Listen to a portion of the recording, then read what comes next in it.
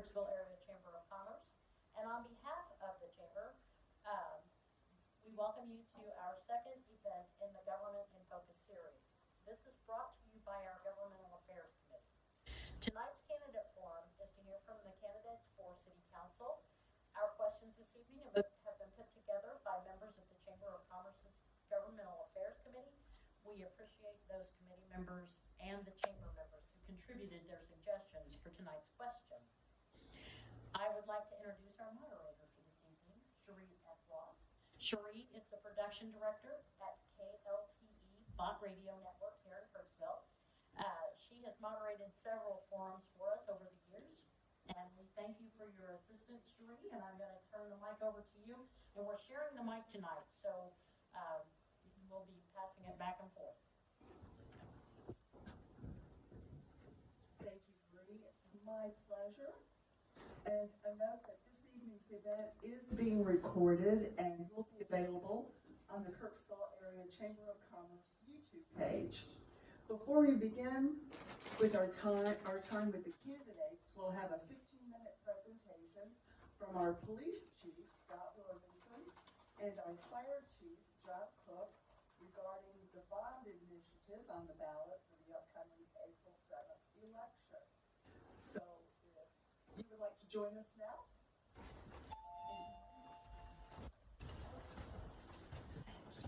Thank you very much. First, I want to thank the Chamber for allowing us to come in and give 15 minutes quick presentation. We're going to hold all questions till at the end of the candidate forum. Both John and I will be in the back there. If anybody has any questions after the thing is all over, feel free to stop back and ask us any questions you might have. So first off, when you talk about police and fire services, there's a couple things you expect, whether you live here or not. If you're a resident of Kirksville or a resident of the county, or just you're visiting a student at Truman, you expect a couple things. You expect reliability, excellence, and effectiveness. We don't check IDs if you're in a car crash. We don't see, are you from Kirksville, we're going to help you or not. Right. So when we look at this, when we try and put together the service, and I'll go into a little bit more about the tax, exactly how we're spacing that out. If you remember last year, we had Proposition B. Proposition B had fire department and police department in there, but it had a couple other buildings. One of the main things we received back from voters, and this proposition actually missed by 113 votes, so it was a very, very close margin. And we took all the feedback we got from the voters, which were, we 100% support police, we support fire, but we don't want all this extra stuff in here, right? So we took Proposition B, we ripped everything out that didn't have to do with police or fire. So we tried to really focus this in on exactly what the voters are asking us to do. If you look at the current police department as a bank that built in 1963, of course you've got the structural issues with anything built in 1963. The main things we're dealing with right now, for example, a lot of people don't know, the Kirksville Police Department is the head of the Kirksville Regional Computer Crime Center. That is a grant-funded project that handles all of the internet crimes against children for 13 counties. So we handle all of the forensic data for phones, computers, with all those counties. They bring us their phones for cases, we download the data, we're the only one area that can do it. Last year they handled 85 cases of child enticement and child pornography. And they operate out of this little closet space that is actually part of the drive-thru of the old bank. If you know anything about a bank, they build the walls pretty tough. So these walls in the back here are actually concrete walls. We can't expand them out. You can't just remodel when the walls are concrete. So again, we're dealing with some space issues there. This is our primary briefing room. So you can see, we have enough room. Generally, I'll have 6 officers on duty every day. And there's enough room for just daily operations there. Unfortunately, there isn't much space for anything else. This is the same table that they do meals at, that they have briefings at, and they also process evidence at, including methamphetamine or bodily fluid contaminated items. So we have to clean that table regularly. Again, it makes it pretty difficult to hold anything. And one thing to look at when you look at this small room, it works great for day-to-day operations, but if we have anything large, anything that involves a tactical team or bringing other agencies in, we cram 15, 20 people into this room to hold a briefing for an hour and a half or so. Makes it real difficult to pass on critical information about where the bus routes are before we go in somewhere, where a daycare might be, things like that for safety of the public. Something else we deal with is the stairs. So we've got a set of stairs that all the taking someone in handcuffs that might be under the influence of alcohol or narcotics down a flight of stairs. Huge liability, right? So what I have to do is I have to have one officer in front, one behind, just to make sure they don't fall down the stairs. The liability isn't just on us. If someone falls down the stairs and gets hurt, the city has to pay for that. That gets passed on to taxpayers. So we're trying to avoid that. But what that causes me to do is take resources off the street, extra officers off the street to make sure nothing happens. This is the booking area we're dealing with. So the arrestee sits right here in this chair, while the officer sits here and does the booking. And over here we get the fingerprint. So again, if you've got someone that is under the influence of narcotics or alcohol, you don't know what you're dealing with at that particular moment. If it's violence, you have one officer against them. So it takes a second officer to stand by, kind of as an overwatch, while the booking process happens. Again, the building's not really secure. Not much I can do to make it more secure. Like I said, I can't remodel some of the walls because of the way they're built. What you're dealing with, if anyone overtakes an officer here, they have free access to the entire building, including where the civilian staff works. That's something we definitely want to avoid. Locker room wise, this is the women's locker room. Right now it's full. If I hire one more female officer, I'm not sure what we're gonna do with the locker floor. So we're kind of at maximum capacity there. This is the men's locker room here. So imagine you have 6 guys putting on 35 pounds of gear to get ready for shift. There just isn't space. When we first moved into the department 20-some years ago, we had 12 to 15 patrol officers. We have 24 officers, a K-9, and 3 detectives now. So we're more than double in size, but we're still in the same size building. Some of the things we do to try and manage that space, two sergeants actually share an office. I try and divide them between night and day shift, but their shifts will overlap a couple hours here and there. As you can see, the chairs are bumping into each other, and that's the space we have to deal with.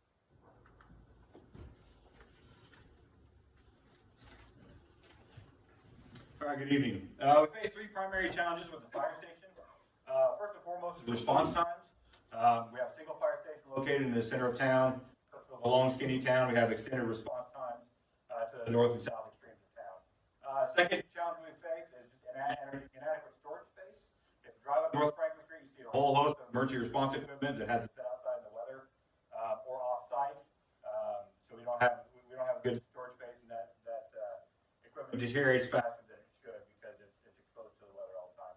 We've been very fortunate to get all that replaced in recent years, but it's important that we get it under a roof. The third challenge we face is flooding. We moved into the current location in 2003. The fire station is flooded every single year since we moved in. Most years, multiple times a year, and it's caused significant damage and difficulties over the years. And initial estimates to fix it are in the millions of dollars to solve the storm drainage issue to fix the flooding issue. Response times are critically important for fire and rescue response. Fire departments are evaluated a couple different ways for response times. One is a time-based, a 4-minute travel time to any area in your jurisdiction. And the second, the insurance company evaluates based on a fire station within 1.5 road miles of any place in your community. That response time is so critical. A fire in your home could go from the moment of ignition to where the room is completely engulfed in flames in about 3 to 5 minutes. So that quick response time is really, really critical for us to be able to have the best chance of preventing injury, saving lives, and preventing damage to property.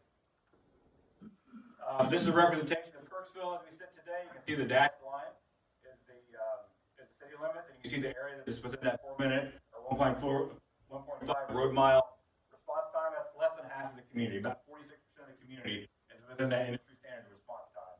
And you can see all the areas to the north and to the south that are outside of that area. And it's important that we try to close that gap. Kirksville is historically a 2-fire station town. There was a fire station on Potter Avenue and one on South Franklin Street. They closed the North Fire Station in 1984. And then we consolidated to the location that we're at now in 2003. Since those decisions were made, there's been significant development in the community. There's been multiple residential neighborhoods constructed, both in extreme north and extreme south end of town, as well as significant commercial development. Think Hobby Lobby all the way north on North Baltimore. All that development has happened since those decisions were made to consolidate to a single station in the middle of town. Multiple fire stations in a community our size are not unreasonable. You can see this comparison of other area communities. Fulton, Hannibal, notably Ottumwa, Sedalia, Warrensburg. Some of them are a little bit smaller than us, some of them are a little bit bigger than us, both population-wise and just physical size. But this common theme is that all of them have multiple fire stations. So Kirksville is absolutely the outlier when it comes to deployment of fire companies and being able to ensure that rapid response.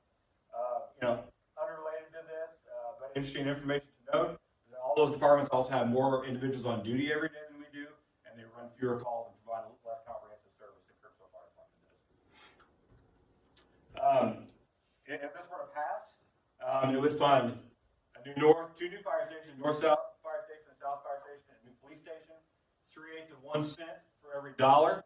Tax would be in place for 25 years or until it's paid off. Hopefully the debt service will be paid off before that.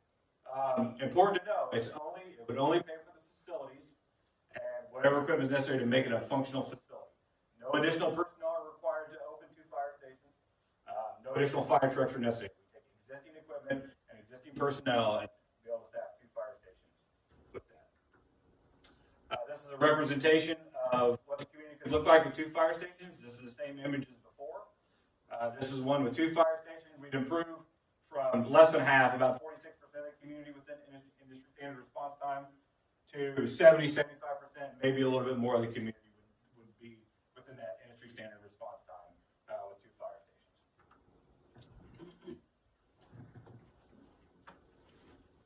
So some of the things that Chief Cook and I did to try and keep the cost of this down, the buildings are strictly functional. There's no big glass offices, there's no big glass front, there is no basement in any of them.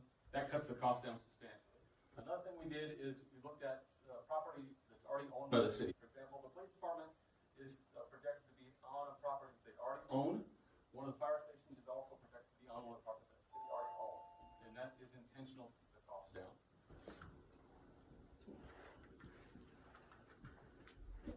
All right, here's the total cost. Total comes at $29.4 million. The police station at $11 million.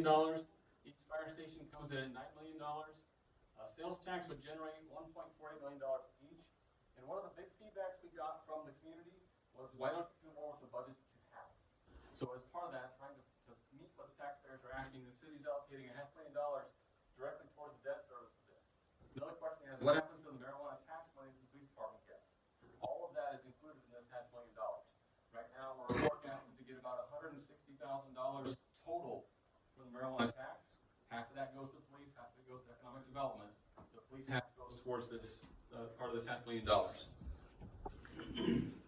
This is the actual ballot language. It says, shall the city of Kirksville, Missouri impose an additional sales tax of 3/8 of 1% for the purpose of financing the construction of a police station, North Fire Station, and the South Fire Station, which will include the retirement of obligations until the earlier of September 30th, 2051, or when the financing of such improvements have been paid in full.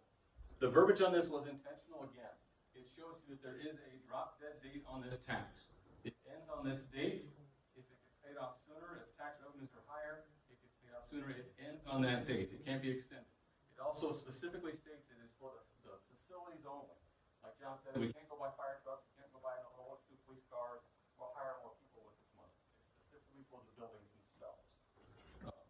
One of the comments we got was, I live in the county, why do I pay sales tax for your guys' police department, for your guys' fire department? So some of the things that people in the county don't know, the fire department, you want to explain real quick your... Sure. We provide all the vehicle extrication and hazmat services for all of Adair County through a contract with the county government. We also have automatic aid agreements with both the Adair County Fire Department and La Plata Community Fire Protection District. So if there's a structure fire in either of their districts, we automatically dispatch and automatically respond with a fire truck and at least 3 personnel, and are often the first piece of apparatus on the scene. And then those departments then reciprocate if we have a significant fire in town, they respond in to support us as well. And likewise for the police department, the Adair County Sheriff's Department does not have a tactical team. So we provide that to them. There was just an incident over the weekend. We had 4 of our officers down there helping 1 deputy when they had a shooting incident. So that shows that we have cooperation with them. We provide that service to them. Most of my officers carry a cross commission. They have been deputized as well. So there are no jurisdictional issues. And again, we do that intentionally. Something else we provide is the electronic data download from the Kirksville computer crimes. So anytime they have a phone or a computer work on for either a fraud case or whatever, we handle that for them because otherwise they'd be waiting a year for the state to actually download the form. So that's why we look at this as a sales tax, because anyone who wants our services when they come into town should help pay for it. We shouldn't put the burden on personal residents. We want to spread that out, so anybody who comes in town, shops in town, they're gonna help pay for services they expect to receive should they need them. And with that, Yeah, just one thing to note, we shortened this down to try the time standard. One thing to note that 3/8 of 1 cent sales tax amounts to a single penny on a $3 purchase. So, relatively low impact, day to day. like I said, thank you very much for the time. Really appreciate the chamber giving us the time. We'll be in the back after the whole thing is over. If you have any questions, feel free to stop back and talk to us. We'll both be back there.